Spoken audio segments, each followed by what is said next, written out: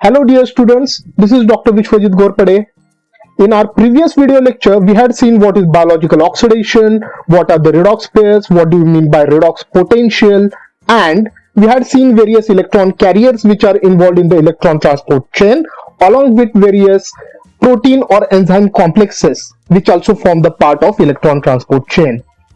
In today's video lecture, which is entitled Electron Transport Chain Part 2, we are going to talk about the actual mechanism of electron transport chain. Also, we will see what is oxidative phosphorylation and which are the inhibitors of electron transport chain and oxidative phosphorylation which inhibit the process of transportation of electrons. Also, we are going to see the sites where these inhibitors show their action in electron transport chain as well as oxidative phosphorylation. So, let us see what are the objectives of today's video lecture. After completion of this video lecture, you will be able to describe the mechanism of electron transport in electron transport chain and synthesis of ATPs by chemi-osmotic model. You will be also able to define oxidative phosphorylation, and you will be able to enlist the inhibitors of electron transport chain and oxidative phosphorylation, and also you will be able to identify the places where these inhibitors act. Let us first take a general overview of this electron transport chain. Electron transport chain begins with the two components of citric acid cycle, and those two components are succinate and NADH. Now this succinate and NADH, they undergo oxidation. For example, NADH undergoes oxidation at complex 1 and succinate undergoes oxidation at complex 2.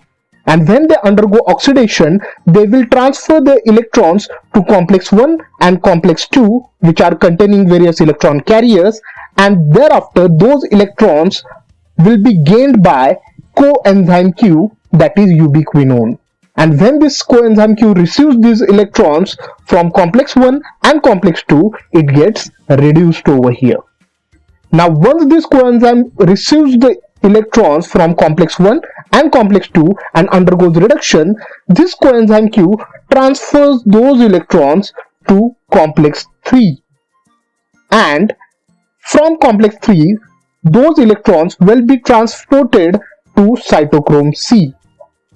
Now once the cytochrome C receives those electrons from complex 3, it will undergo reduction, and then this cytochrome C will carry those electrons to complex 4, which is nothing but the cytochrome oxidase.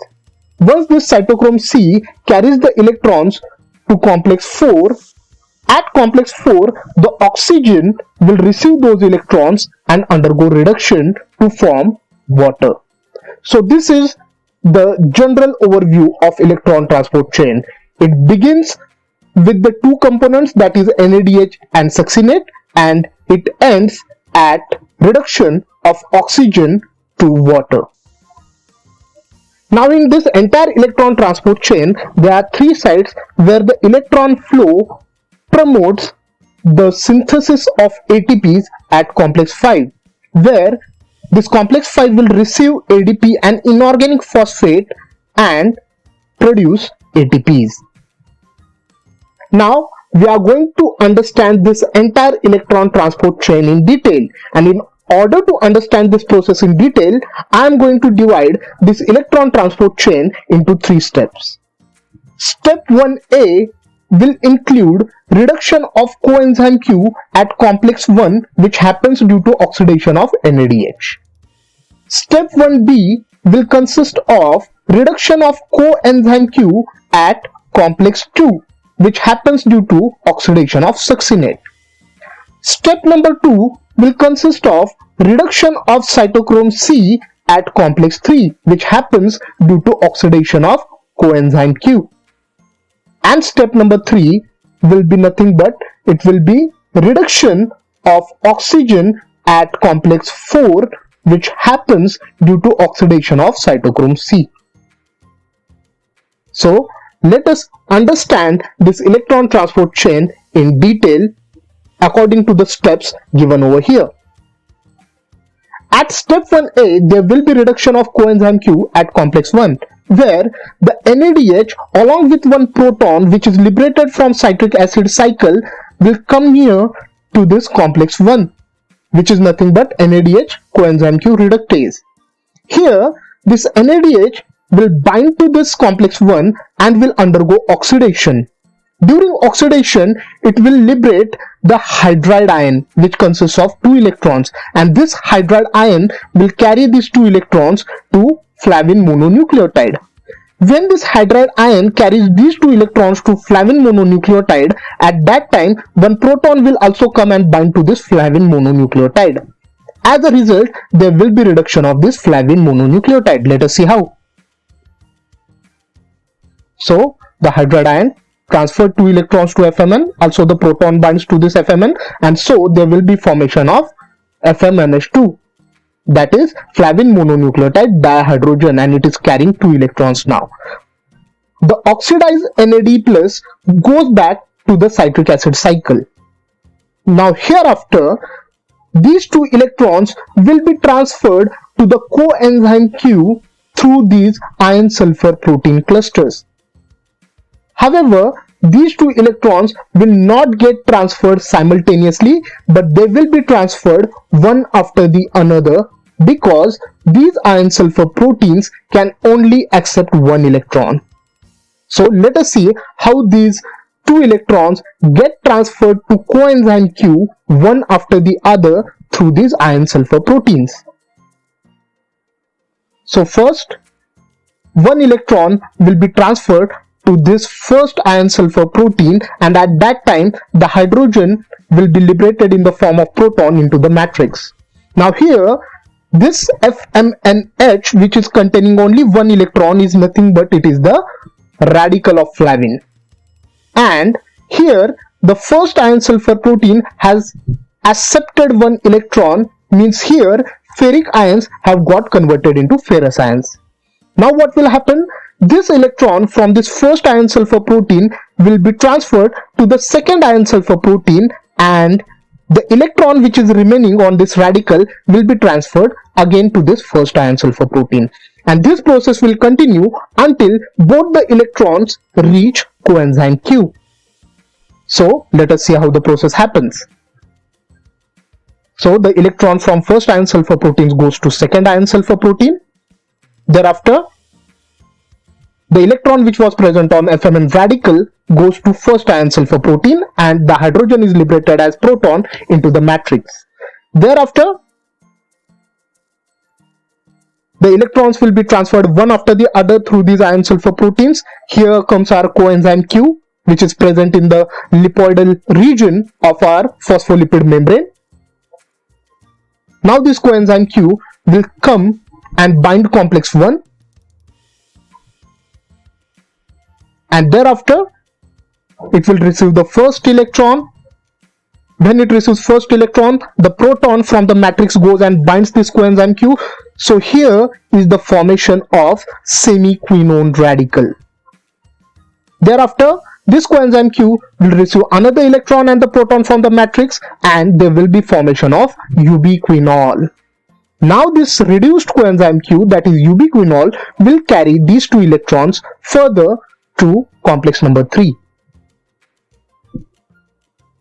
Now when this entire process happens, when the electrons are flowing from FMN to these 3 iron sulfur proteins, at that time certain electrical energy is generated within this complex 1, and this energy helps to pump out 4 protons from matrix into the intermembrane space.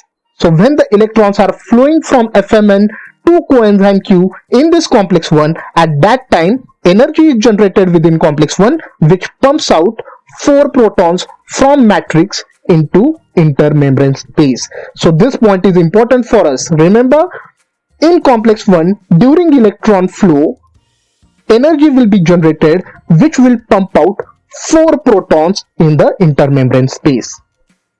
This is going to help us to understand the synthesis of ATPs further. So keep this step in mind. Now let us see step 1b, that is reduction of coenzyme Q at complex 2.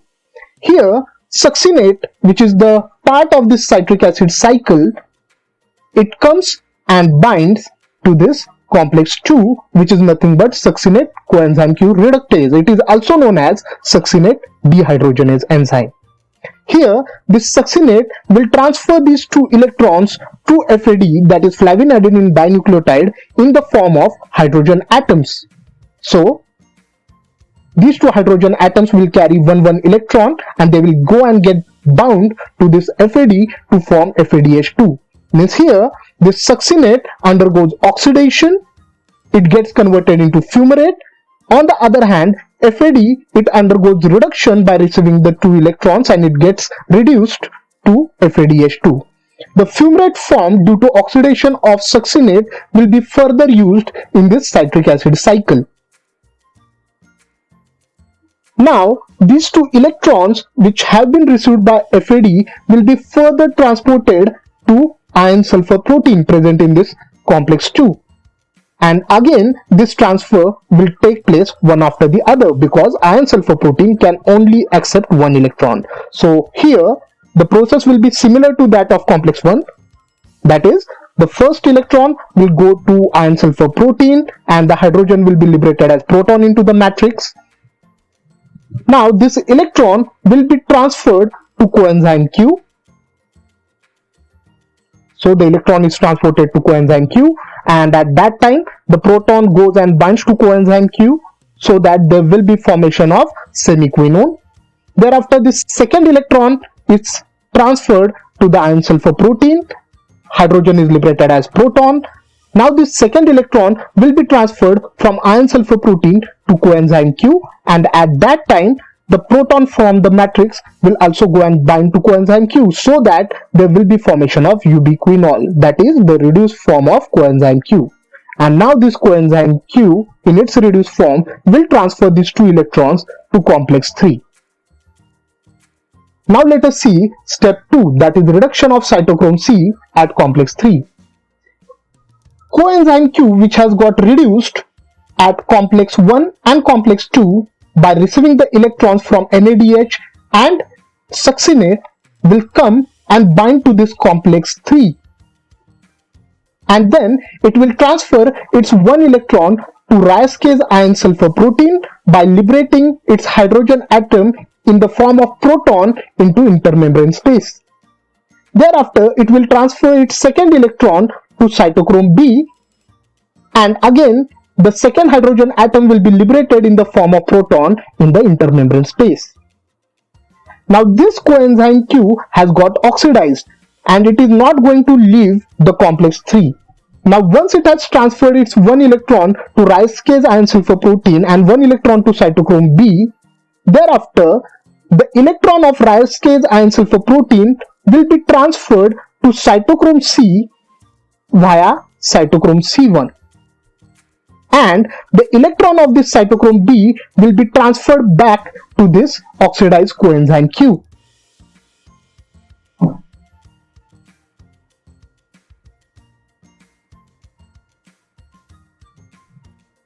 So when the electron is transferred from cytochrome B to the oxidized coenzyme Q, this coenzyme Q is going to receive 1 proton from the matrix and it is going to get converted into semiquinone, that is the radical form.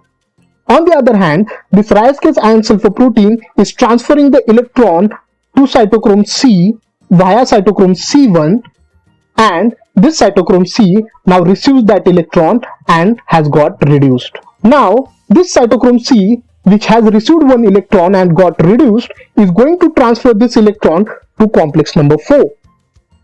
On the other hand, a new coenzyme Q in its reduced form will come and bind to this complex 3. So cytochrome C has carried that electron to complex 4, and a new reduced coenzyme Q, which is carrying 2 electrons, has came into the picture and it has come and got bound to this complex 3. Now the process will repeat itself once again. One electron from this reduced coenzyme Q will be transferred to Rice case iron sulfur protein.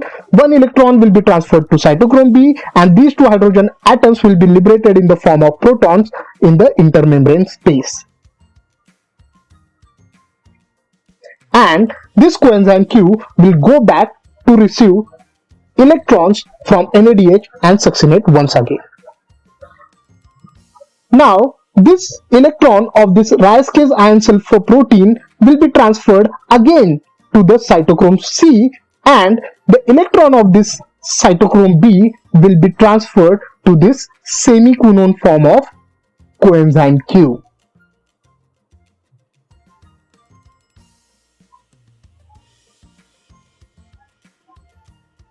So, the electron from Rice case iron sulfur protein has been transferred to cytochrome C via cytochrome C1, and the electron of this cytochrome B has been transferred to this semiquinone form of coenzyme Q, so that it gets converted again into ubiquinol by accepting one more proton from the matrix.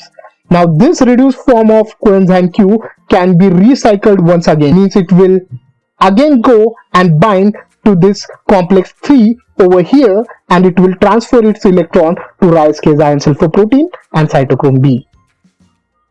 On the other hand, this cytochrome C, which has now received the second electron, will go and give that electron to complex 4.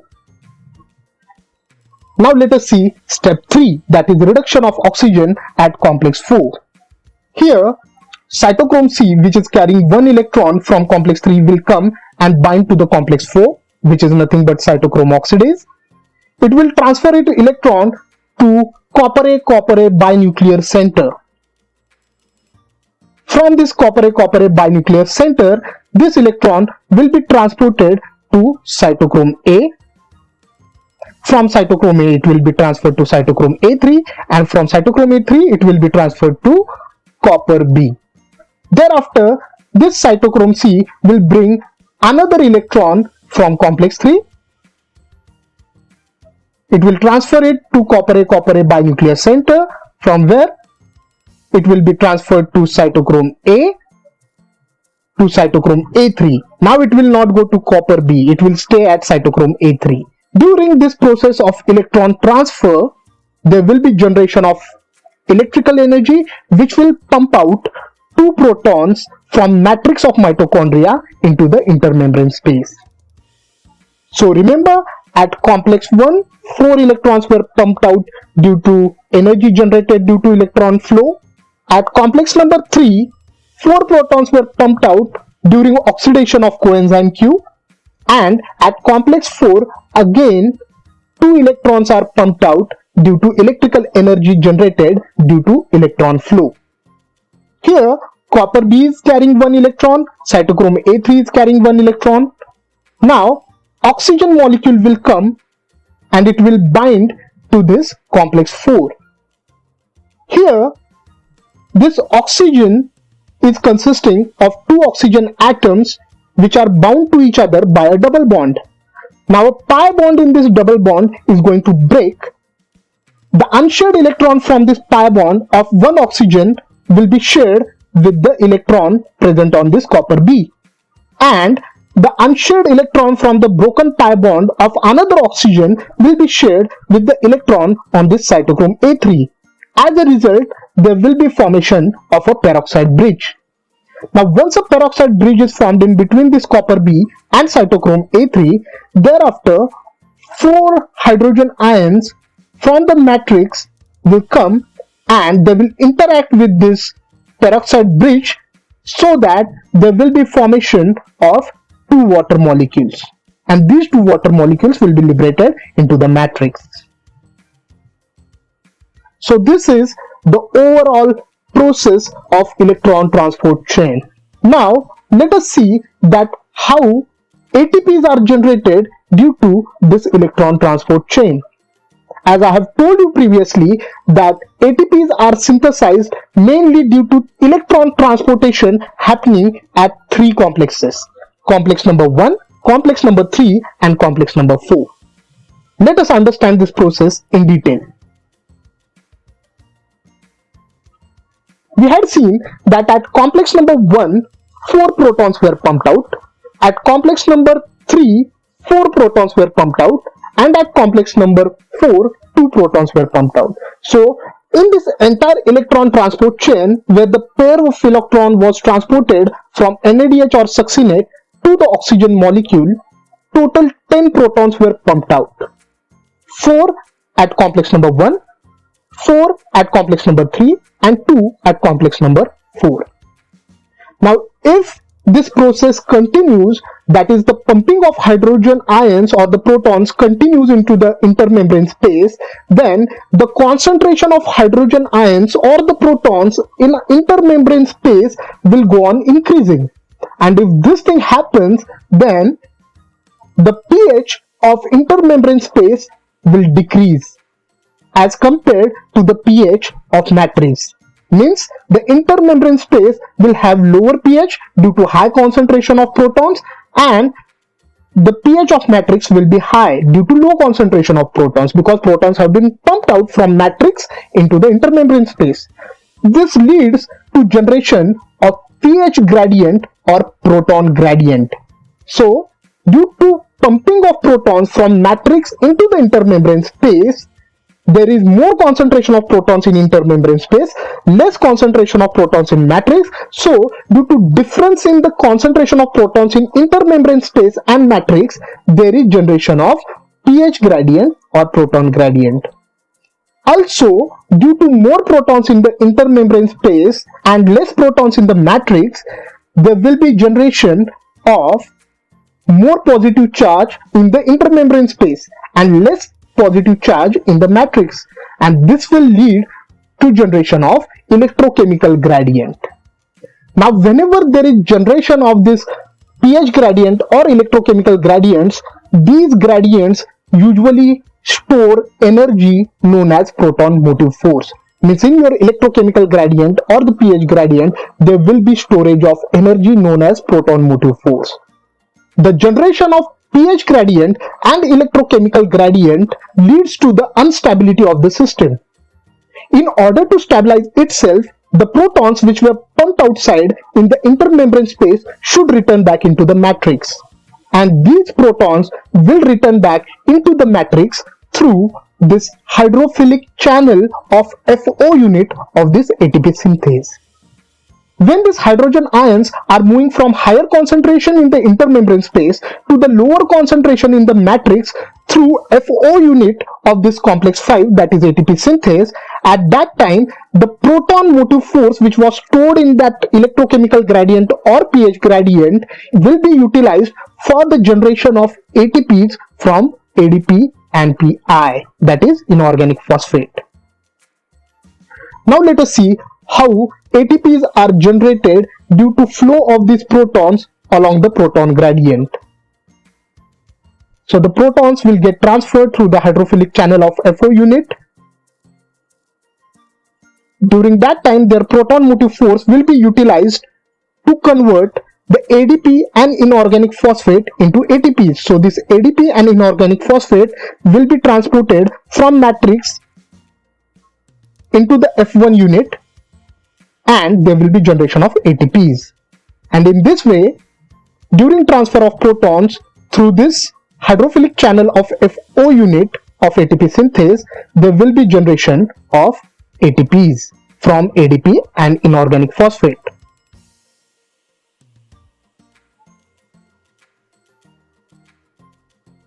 So you will see that there were total 8 protons I had shown in the intermembrane space, and when these 8 protons have got transferred from higher concentration to lower concentration in the matrix through this hydrophilic channel of FO unit. See, I am calling it as FO unit because O stands for oligomycin. Oligomycin is the inhibitor of this unit of ATP synthase, and that is why we are going to call it as FO unit. You can also call it as F0 unit. It depends upon the books you are using.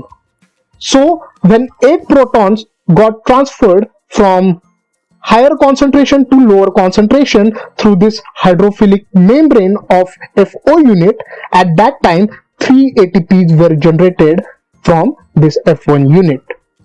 So we can say that when 8 protons or 8 hydrogen ions get transferred from higher concentration to lower concentration, at that time 3 ATPs are generated from F1 unit of ATP synthase. Therefore, the number of protons or hydrogen ions required for generation of 1 ATP will be, you can simply do the cross multiplication, that 8 protons, inflow of 8 protons generates 3 ATPs, or downward flow of 8 protons generates 3 ATPs, then how many protons will be required for generation of 1 ATP? So it will be 8 divided by 3, which will be equal to 2.67, means only approximately it will be equal to 3 protons. So we can say that inflow or downward flow of 3 protons will generate 1 ATP. Now, there is one more thing which happens during synthesis of ATPs, that is the transportation of ADP and inorganic phosphate to F1 subunit and transportation of ATP back to the matrix requires one more hydrogen ion. Means one hydrogen ion is always associated with transportation of ADP, inorganic phosphate and ATP. Therefore, initially inflow of 3 hydrogen ions generated 1 ATP, that is what we were saying. But now we should not forget that there is one more hydrogen ion which is associated with transportation of ADP, inorganic phosphate and ATP. So total hydrogen ions which will be responsible for generation of 1 ATP will be 2.67 plus 1. This plus 1 is nothing but this one hydrogen ion which is responsible for transportation of ADP, inorganic phosphate and ATP. So 1 ATP will be generated by inflow of 3.67 hydrogen ions, means only 4 hydrogen ions. So here we can conclude that 4 hydrogen ions will be required for generation of 1 ATP. Now let us see which are the inhibitors of this electron transport chain. The inhibitors of electron transport chain are nothing but they are the site-specific inhibitors, means they will be binding to the specific sites of this electron transport chain and they will block the electron transportation. Now, due to blockage of this electron transportation by these site-specific inhibitors, there will be accumulation of reduced components before the site of action and oxidized components after the site of action of these inhibitors. Means if they are blocking a specific site, then before that site there will be a reduced form of a component of electron transport chain, and after that site there will be oxidized form of the component of the electron transport chain. So due to blockage of transportation of electron before the site of blockage, only reduced form will get accumulated because they will be unable to transfer the electron further. So the reduced form of components, the reduced form of electron carriers will be accumulated before that site of blockage. And on the other side of the site of blockage, there will be accumulation of the oxidized electron carriers. This will lead to inhibition of ATP synthesis. Now here we will see various examples of inhibitors of electron transport chain according to the sites where they show their action. The inhibitors can show action at 3 sites of electron transport chain. The first site is in between NADH and coenzyme Q, and this site will be blocked by 3 inhibitors. These inhibitors which show their action so that they will block the transportation of electron in between NADH and coenzyme Q are rotenone, which is the fish poison, amityl, which is a barbiturate drug, and pyridine A, which is an antibiotic. The another site of action of these inhibitors is in between cytochrome B and cytochrome C1, means they are going to block the electron transport in between cytochrome B and cytochrome C1, means they are going to show their action at complex number 3. These inhibitors include antimycin A, which is an antibiotic, and British anti-levisite, which is an antidote for the war gas. The third site where these inhibitors show their action in electron transport chain is at cytochrome oxidase, that is complex 4. And these inhibitors include carbon monoxide, cyanide, azide, and hydrogen sulfide. Now let us talk about oxidative phosphorylation. Oxidative phosphorylation is nothing but it is combination of electron transport chain and synthesis of ATPs. In simple terms, we can say that oxidative phosphorylation is nothing but it is synthesis of ATP from ADP and inorganic phosphate coupled with the electron transport chain. Okay, means mainly it involves synthesis of ATP from ADP and inorganic phosphate, and it is also coupled with electron transport chain. So I can say that oxidative phosphorylation is equal to electron transport chain plus synthesis of ATPs. The synthesis of this ATP, it usually occurs at complex 5, which is nothing but it is the enzyme ATP synthase. There are 3 coupling sites in electron transport chain which are responsible for synthesis of ATP's molecules.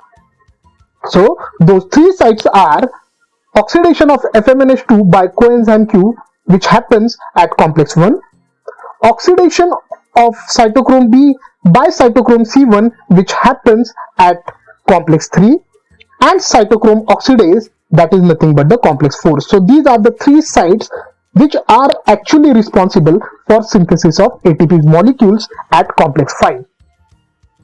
In this oxidative phosphorylation, we often come across one term, that is PO ratio, that is nothing but the phosphate oxygen ratio. Now what is this PO ratio or the phosphate oxygen ratio? It is the number of inorganic phosphate molecules which are utilized for ATP generation for every atom of oxygen consumed to form water molecule. In simple terms, we can also define it as number of ATP generated per pair of electron transferred via electron transport chain. So this definition will be more easier to understand. It is nothing but it is the number of ATP generated per pair of electron transferred via electron transport chain. Means when electron pair was transferred from NADH or succinate to the oxygen molecule, at that time how many ATPs were generated? That number of ATPs is nothing but the PO ratio. The PO ratio for NADH oxidation is 2.5. Means whenever we consider the transfer of pair of electrons from NADH to the oxygen molecule in electron transport chain, at that time 2.5 ATPs are generated. On the other hand, PO ratio for FADH2 oxidation is 1.5. Means when electron pair was transferred from FADH2 to oxygen in electron transport chain, at that time 1.5 ATPs were generated. Let us understand it properly, that how this calculation was done, how it was calculated that PO ratio for NADH oxidation is 2.5 and PO ratio for FADH2 oxidation is 1.5. We have seen that 4 hydrogen ions generate 1 ATP when they are moving into the matrix from the intermembrane space. Now, when the electron pair is getting transported from NADH to oxygen, at that time 10 protons were pumped out into the intermembrane space, of which 4 protons were pumped out at complex 1, 4 protons were pumped out at complex 3 and 2 protons were pumped out at complex 4. So here we can say that 10 hydrogen ions will generate 2.5 ATPs. Now see how it has been calculated. 4 hydrogen ions generate 1 ATP. When electron pair was transferred from NADH to oxygen, at that time 10 protons were pumped out in the intermembrane space. Now if 10 protons were pumped out in the intermembrane space, when these 10 protons will come back into the matrix, when these 10 protons will move back into the matrix, how many ATPs they will generate? 4 hydrogen ions are generating 1 ATP, then 10 hydrogen ions while moving back into the matrix will generate 10 divided by 4, that is 2.5 ATPs. And that is why PO ratio for NADH oxidation is 2.5. That is 2.5 ATPs per pair of electron transported. Similarly, in case of PO ratio for FADH2 oxidation, we know that 4 ions generate 1 ATP when they are moving into the matrix. In case of FADH2, when electron pair is transferred from FADH2 to oxygen, at that time 6 hydrogen ions are pumped out into the intermembrane space. This is because when the electron was transferred from FADH2 to coenzyme Q in complex number 2, no any proton was pumped out in this complex number 2. Proton pumping happened only in complex number 1, complex number 3 and complex number 4. So when electron pair is transported from FADH2 to oxygen, at that time only 6 protons were pumped out, 4 at complex number 3 and 2 at complex number 4. So here we can say that 4 hydrogen ions generate 1 ATP, then these 6 hydrogen ions which were pumped out into the intermembrane space will generate how many ATPs when they are going to move back into the matrix. So 6 hydrogen ions will generate 6 divided by 4, that is 1.5 ATPs, and hence the PO ratio for FADH2 oxidation is 1.5, that is 1.5 ATPs per pair of electron transferred. Now let us see the energetics of oxidative phosphorylation. In electron transport chain, the pair of electron is transported from redox pair consisting of NAD plus NADH to the redox pair consisting of oxygen atom and water molecule. The redox potential of the redox pair NAD plus NADH is minus 0.32 volts, and redox potential of the redox pair oxygen atom water molecule is 0.82 volts. We had seen in our previous lecture that the electron is always transported from the redox pair having high negative redox potential to the redox pair having high positive redox potential. That is why the electron pair in electron transport chain is getting transported from NAD plus NADH, which is having negative redox potential, to oxygen atom water molecule redox pair, which is having highly positive redox potential. The redox potential difference in between these two redox pairs is calculated as redox potential difference is equal to 0.82 minus 0.32, means redox potential difference is calculated as redox potential of oxygen atom water molecule redox pair minus redox potential of NAD plus NADH redox pair. So it will be 0.82 minus into bracket minus 0.32, which is the redox potential of this NAD plus NADH redox pair, and the answer will be 1.14 volts. This is because this minus minus will become plus, so you have to add 0.82 and 0.32. The answer will be 1.14 volts. Now the energy equivalent to this 1.14 volts redox potential difference is 52 calorie per mole. Means this redox potential difference of 1.14 volts is equivalent to the energy of 52 calorie per mole. Means in this total electron transport chain, this much energy is generated. 52 calorie per mole energy is generated. We all know that 1 ATP contains 7.3 calorie of energy. We had seen that in electron transport chain, when the electron pair was transported from NADH to oxygen molecule, 3 ATPs were generated. So we can say that NADH gets oxidized to generate 3 ATPs, and the energy which will be entrapped in these 3 ATPs will be 7.3 multiplied by 3, that is 21.9 calories. Because we know that 1 ATP contains 7.3 calorie energy. In electron transport chain, where electron pair is transported from NADH to oxygen, 3 ATPs are generated. So these 3 ATPs will contain 21.9 calories of energy. Now the total electron transport chain generates 52 calorie per mole energy, of which 21.9 calories of energy is entrapped in these 3 ATPs. Therefore, we can calculate the efficiency of energy conservation. That is, how much energy is conserved from the total energy generated. And that can be calculated as 21.9 divided by 52 into 100.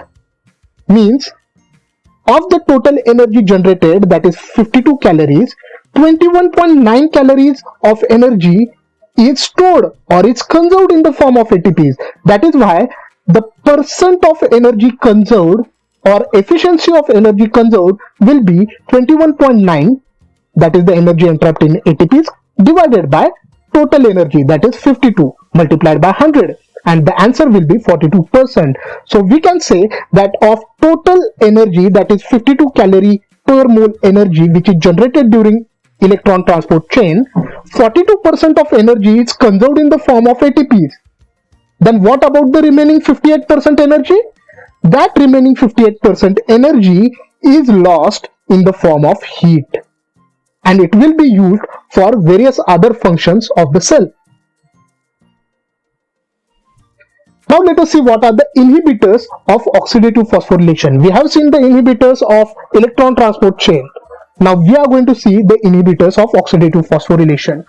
The inhibitors of oxidative phosphorylation are known as uncouplers.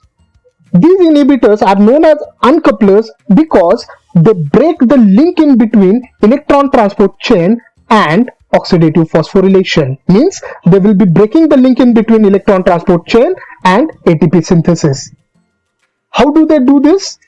They do this by increasing the permeability of inner mitochondrial membrane to protons. As a result, these protons can freely flow across the inner mitochondrial membrane. And if this thing happens, there will be no any generation of proton gradient, because the protons which will be pumped out by complex 1, complex 3 and complex 4 can easily return back through the inner mitochondrial membrane, and so there will be no any generation of proton gradient. And if there is no any generation of proton gradient, no any proton will flow through FO unit into the matrix.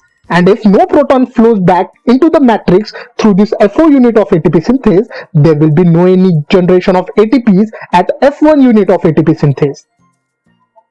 The energy which is generated during transfer of electrons in complex 1, complex 3 and complex 4, which help to pump the proton outside into the intermembrane space, that energy now will not be used to pump the proton. Instead, it will be liberated in the form of heat. Now the examples of these uncouplers are given below. The first one is 2,4-dinitrophenol, which is also known as DNP. Second one is dinitrocresol. Then comes pentachlorophenol. Then comes trifluorocarbonyl cyanide phenylhydrazone. It is also known as FCCP, which is 100 times more effective than dinitrophenol. And fifth example consists of physiological uncouplers, which are thermogenin, thyroxine and long chain free fatty acids. The other inhibitors of oxidative phosphorylation consist of oligomycin, which binds to the ATP synthase and blocks the proton channel. Now see, the FO unit of ATP synthase is named in that way because this oligomycin goes and binds to that unit, and that is why the O of FO stands for oligomycin. As it binds to FO unit, it is going to block the proton channels. Means it will inhibit the inflow of protons from intermembrane space into the matrix. As a result, the concentration of protons in the intermembrane space will go on increasing. Means complex 1, complex 3 and complex 4 will go on pumping proton outside in the intermembrane space, but these protons cannot come back into the matrix. So there will be no any generation of ATPs. And if more protons are accumulated in the intermembrane space, they will inhibit the pumping of protons from matrix into the intermembrane space through complex 1, complex 3 and complex 4. This is because if there is saturation of protons in the intermembrane space, they will not allow new protons to come into the intermembrane space through complex 1, complex 3 and complex 4. The another inhibitor is atractyloside, which blocks the supply of ADP by inhibiting adenine nucleotide carrier. Now, when ADP is transported from matrix into the F1 unit of ATP synthase for formation of ATPs, this transportation of ADP is done by adenine nucleotide carrier. This atractyloside is going to bind to this adenine nucleotide carrier and it will block the supply of ADP to F1 unit. Now, if there is no any ADP provided to F1 unit, there will be no any formation or generation of ATPs. So, that's all about electron transport chain and oxidative phosphorylation. These are the references which I have used for the preparation of this video lecture. If you have any doubts or queries related to electron transport chain or oxidative phosphorylation, you can contact me on my email. Thank you very much.